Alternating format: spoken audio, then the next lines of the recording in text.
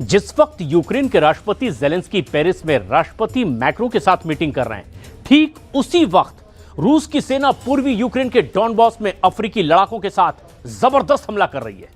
और जिस वक्त फ्लोरिडा में यूक्रेन और अमेरिका के टॉप अधिकारी मीटिंग कर रहे थे, ठीक उसी वक्त ट्रंप पुतिन से मिलने के लिए अपने विशेष दूत विटकॉफ को आदेश दे रहे थे। और ये दोनों बातें, ये खबरें साबित करती है कि पूर्वी यूक्रेन का मोर्चा जेलेंस्की बहुत जल्द और बहुत बुरी तरह से हारने जा रहे हैं।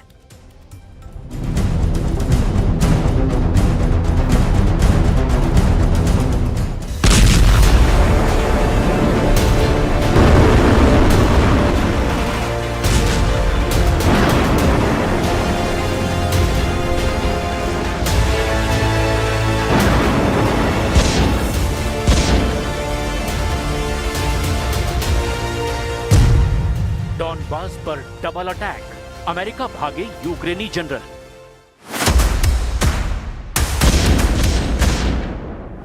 रूस यूक्रेन जंग को 3 साल 7 महीने से ज्यादा का वक्त हो चुका है। अभी तक जो ताजा हालात चल रहे हैं, उसे देखकर खुद राष्ट्रपति जेलेंस्की ने ऐलान किया है कि इस वक्त यूक्रेन दोहरे जोखिम के बीच है और यूक्रेन का वजूद खतरे में पड़ चुका है।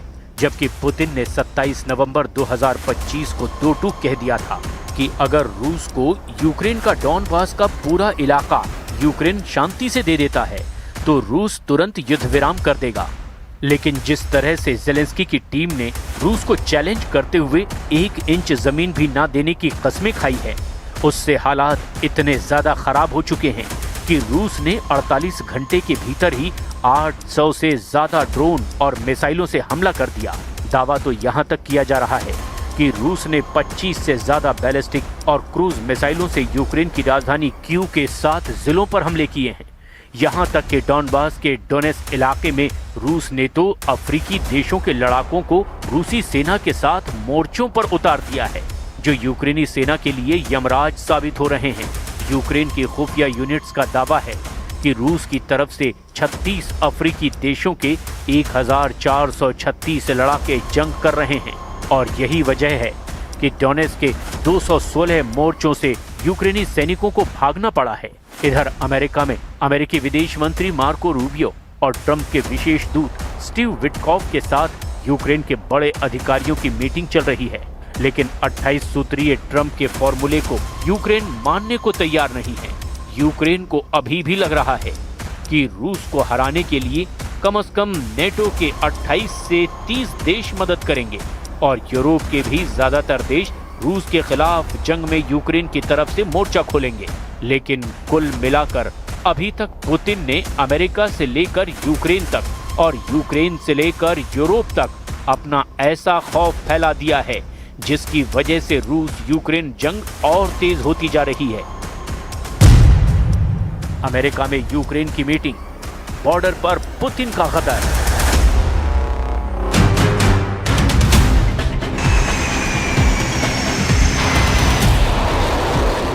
राष्ट्रपति जेलेंस्की के पास अब 2 विकल्प हैं। पहला विकल्प आसान और सुरक्षित है, लेकिन उसमें जेलेंस्की की बेइज्जती और यूक्रेनी सेना का सरेंडर शामिल है। दूसरा विकल्प जेलेंस्की के पास है कि वो रूस से लंबा युद्ध करे। रूस के खिलाफ यूरोपीय देशों को लड़ने के लिए मनाएं और अमेरिका को छोड़कर ब्रिटेन, फ्रांस, जर्मनी, पोलैंड जैसे देशों का दामन थामकर आखिरी दम तक जंग करे। इस वक्त अमेरिका में यूक्रेन रूस के कोहराम से बचने के लिए आखिरी जोर लगाने में जुटा है।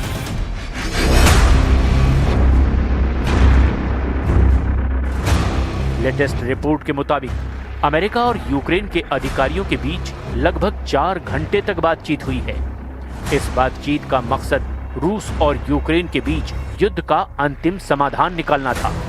अमेरिकी विदेश मंत्री मार्को रूबियो ने बाद में मीडिया से कहा कि बैठक सकारात्मक रही, लेकिन शांति समझौते में अभी भी काम बाकी है। रूबियो ने कहा कि बात सिर्फ उन शर्तों की नहीं जो लड़ाई को खत्म करती है, बात उनकी भी है जो यूक्रेन को लंबे समय तक समृद्धि के लिए तैयार करती है। मुझे लगता है कि हमने आज उस पर काम किया है, लेकिन अभी और काम करना बाकी है। फ्लोरिडा में ये उच्च स्तरीय वार्ता राष्ट्रपति डोनाल्ड ट्रंप के विशेष दूत स्टीव विटकॉफ के रूसी राष्ट्रपति व्लादिमीर पुतिन से मिलने के लिए मॉस्को पहुंचने से बस कुछ दिन पहले ही हुई है। रूबियो, विटकॉफ और ट्रंप के दामाद जेरेड कुशनर ने वार्ता में अमेरिकी पक्ष का प्रतिनिधित्व किया, जबकि यूक्रेन की तरफ से राष्ट्रपति जेलेंस्की ने यूक्रेन की सुरक्षा परिषद के प्रमुख रुस्तम उमेरोव ने रूबियो को अमेरिका भेजा है ताकि ट्रंप की 28 सूत्रीय शर्तें जो पुतिन को फायदा पहुंचा रही है उससे यूक्रेन को राहत मिल सके। जबकि दूसरी तरफ रूसी सेना ने पूर्वी यूक्रेन के डोनेट्स्क और लुहांस्क क्षेत्रों में धीमी लेकिन लगातार बढ़त बनाते हुए भीषण हमले किए हैं। रूस कुल यूक्रेनी क्षेत्र का लगभग 18 से 20% इलाका कंट्रोल कर चुका है। इसमें पूर्वी यूक्रेन का बड़ा हिस्सा शामिल है। 2024-2025 में रूस ने लगभग 1,500 वर्ग मील अतिरिक्त क्षेत्र पर कब्जा किया है।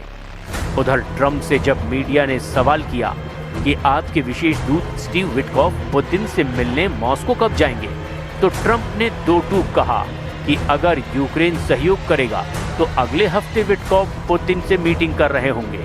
पुतिन 27 नवंबर 2025 को ही कह चुके हैं कि अगर रूस को डॉनबास दे दिया जाए तो रूस युद्ध विराम तुरंत कर देगा।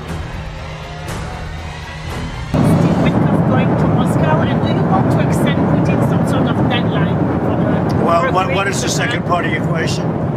Do you want to tell Putin, here is my deadline for you to... No, I don't have a deadline. I have a deadline when the war is over.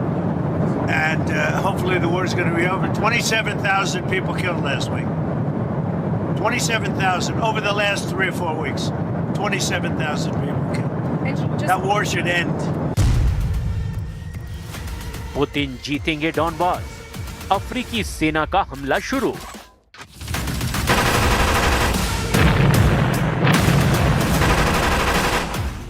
अगर देखा जाए तो 4 साल की रूस यूक्रेन जंग में पूर्वी यूक्रेन पर सबसे ज्यादा हमले रूसी सेना कर रही है। खास तौर से डॉनबास प्रांत पर, जो पूर्वी यूक्रेन का एक बहुत बड़ा इलाका है। डोनेट्स्क और लुहांस्क दोनों इलाकों को मिलाकर जो इलाका बनता है वही डॉनबास कहलाता है। और इसी डॉनबास पर पुतिन की नजरें गड़ चुकी हैं, जो लगातार डोनेट्स्क और लुहांस्क में हमले कर रहे हैं। यहां तक कि हजारों की संख्या में अफ्रीकी देशों के लड़ाके अब रूस की तरफ से यूक्रेनी सेना पर हमले कर रहे हैं। जो वीडियो सामने आए हैं उसमें साफ देखा जा सकता है कि अफ्रीकी लड़ाके रूसी सेना के भारी हथियारों और उपकरणों के साथ डोनेट्स्क इलाके में कोहराम मचा रहे हैं। वीडियो में साफ देखा जा सकता है कि अफ्रीकी लड़ाके यूक्रेनी सैनिकों पर बेहद नजदीक से हमले कर रहे हैं। हालांकि रूसी सेना और पुतिन के कमांडरों ने साफ इनकार कर दिया है कि उनकी सेना की तरफ से कोई अफ्रीका लड़ाका जंग नहीं कर रहा है। लेकिन जो तस्वीरें सामने आई है वो हैरान कर देने वाली हैं और आंकड़े तो और भी ज्यादा हैरान करने वाले हैं। जरा देखिए पुतिन डॉनबास और पूरे पूर्वी यूक्रेन पर किस तरह से हमले कर रहे हैं।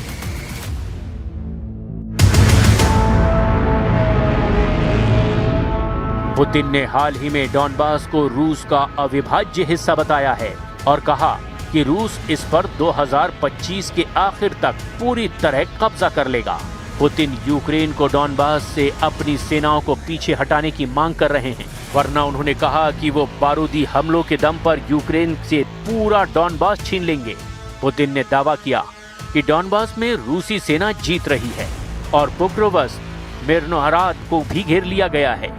रूस का दावा है कि उसकी सेनाओं ने इस साल यूक्रेन की लगभग 5,000 वर्ग किलोमीटर जमीन पर अतिरिक्त कब्जा किया है। इधर रूस की अफ्रीकी सेना ने यूक्रेन के साथ साथ अमेरिका और यूरोप को भी हैरान कर दिया है। रूस ने अफ्रीकी देशों से भर्ती किए गए लड़ाके, जिन्हें अक्सर ब्लैक वार्नर्स कहा जाता है, उन्हें यूक्रेन की जंग में उतारा है। यूक्रेनी खुफिया एजेंसी यानी HUR और विदेश मंत्रालय के मुताबिक 2024 की गर्मियों से रूस ने अफ्रीकी भर्ती को मीट असॉल्ट यानी मानव लहर हमलों में भेजना शुरू किया था। जनवरी 2025 से रिपोर्ट में दावा किया गया कि सेंट्रल अफ्रीकी गणराज्य यानी CAR से सैनिकों को यूक्रेनी फ्रंट लाइन पर भेजा गया है। जून 2025 से फ्रांस 24 की रिपोर्ट के मुताबिक सैकड़ों अफ्रीकी लड़ाके रूसी सेना में शामिल हो चुके थे। नवंबर 2025 में यूक्रेन ने 1436 से ज्यादा अफ्रीकी नागरिकों को रूसी सेना में लड़ते हुए पहचाना है। रूस की तरफ से यूक्रेनी सेना पर अफ्रीकी लड़ाकों के ये हमले पूर्वी यूक्रेन के डॉनबास में हो रहे हैं। यूक्रेन के विदेश मंत्री आंद्रेई सिबिहा के मुताबिक अब तक 1436 अफ्रीकी लड़ाकों की पहचान हो चुकी है, लेकिन वास्तविक संख्या ज्यादा हो सकती है। ये रूस के घरेलू भर्ती की कमी को पूरा करने के लिए किया जा रहा है। दावे के मुताबिक रूस की तरफ से लड़ रहे अफ्रीकी लड़ाके केन्या, दक्षिण अफ्रीका, युगांडा, घाना, सेनेगल, कैमरून, सेंट्रल अफ्रीकी गणराज्य, सिएरा लियोन और सोमालिया जैसे देशों से आ रहे हैं। Значит, мы до сих пор получаем заходы о прекращении боевых действий там. Войска Украины уйдут из занимаемых ими территорий, вот тогда и прекратятся боевые действия. Не уйдут, мы добьемся этого вооруженным путем. Вот. Зараз я чую, що розвідки партнери дають їм інформацію, що російська позиція стала заходити, в тому числі через деяких суб'єктів з України. Це точно не допомагає.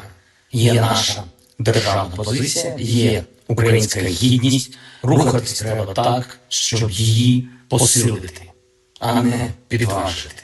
Розраховую, що мене почули зараз ті, кого це стосується. रूसी हमलों से यूक्रेनी शहरों में हाहाकार मचा हुआ है। रूसी सेना ने पूर्वी यूक्रेन के डोनेस्क में वासी युकीवका गांव पर कब्जा किया है और पोक्रोवस्क के 66% हिस्से पर नियंत्रण मजबूत कर लिया है। सिवर्स्क में रूसी सेना को जबरदस्त बढ़त मिली है, लेकिन यूक्रेन ने कुपियांस्क में रूस के खिलाफ जवाबी हमला किया है, जो लगभग 25 वर्ग किलोमीटर इलाके में हो रहा है। रूसी सैन्य टुकड़ियों ने यूक्रेन के वावचांस्क के 80% हिस्से पर कब्जा करके करीब एक बड़ा दावा कर दिया है, लेकिन यूक्रेन ने कुछ मोर्चों पर वापसी करने का दावा किया। रूसी सेनाओं ने गुलियापोल के उत्तर में बढ़त हासिल कर ली है।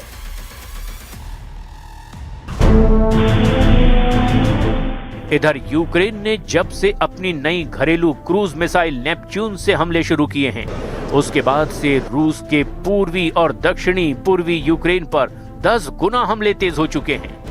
दावा तो यहां तक किया जा रहा है कि रूस ने यूक्रेन का पूर्वी मोर्चा फतेह कर लिया है और लगभग 1200 वर्ग किलोमीटर में यूक्रेनी सेना का सफाया किया गया है। कुपियांस्क, खार्किव के क्षेत्र में यूक्रेनी सेना के लिए एक जरूरी लॉजिस्टिक्स केंद्र है, जहां रूस की सेना ने 2022 में कब्जा कर लिया था, लेकिन बाद में सितंबर में यूक्रेन की सेना ने इसे वापस ले लिया।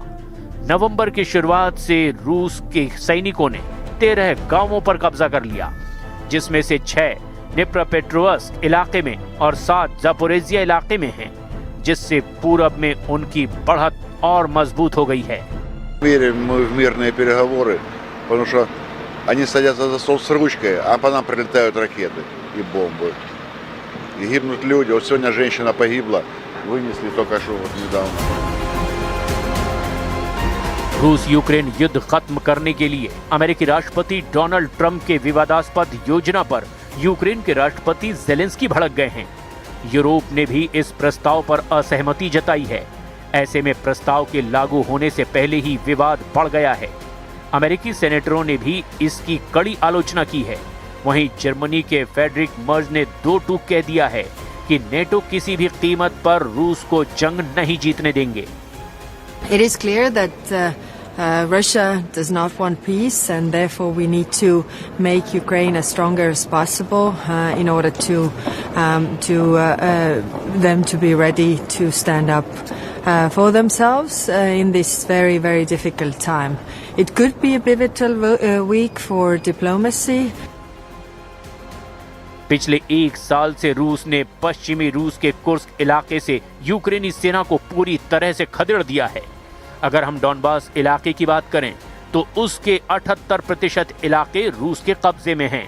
डोनेस्क और लुहांस्क को मिलाकर पूरा डॉनबास पूर्वी यूक्रेन में आता है। यहाँ पर रूस की जबरदस्त बढ़त है। और ऐसे हालात में अब रूस ने एक बार फिर से कुर्स्क इलाके में उत्तर कोरिया के सैनिकों को जंग में उतार दिया है। यूक्रेन का चीफ खा गया 830 करोड़ रुपए, ज़ेलेंस्की का करीबी गद्दार निकला। यूक्रेन बुरी तरह से घिर चुका है। एक तरफ रूस के खूनी हमलों ने राजधानी कीव समेत 20 शहरों को तबाह कर डाला है, तो वहीं दूसरी तरफ यूक्रेन के राष्ट्रपति ज़ेलेंस्की के चीफ ऑफ स्टाफ एंड्री यर्मक पर ऐसे घोटाले के आरोप लगे हैं जिसने ज़ेलेंस्की की जड़ों को हिलाकर रख दिया है। दावा किया जा रहा है कि युद्ध और परमाणु ऊर्जा के नाम पर यूक्रेन में 830 करोड़ का एक घोटाला हुआ है, जिसमें ज़ेलेंस्की के करीबी एंड्री यर्मक पूरी तरह से फंस चुके हैं। एंड्री यर्मक पर घोटाले के आरोप लगने के बाद यूक्रेनी राष्ट्रपति ज़ेलेंस्की ने कहा कि उनके चीफ ऑफ स्टाफ एंड्री यर्मक ने अपने घर पर भ्रष्टाचार विरोधी छापेमारी के बाद इस्तीफा दे दिया है। यर्मक एक कद्दावर राजनीतिक प्रभाव वाले व्यक्ति हैं। रूस के व्यापक युद्ध के दौरान ज़ेलेंस्की के सबसे करीबी सलाहकार रहे। पुतिन की भारत यात्रा से पहले नेटो के 3 देशों ने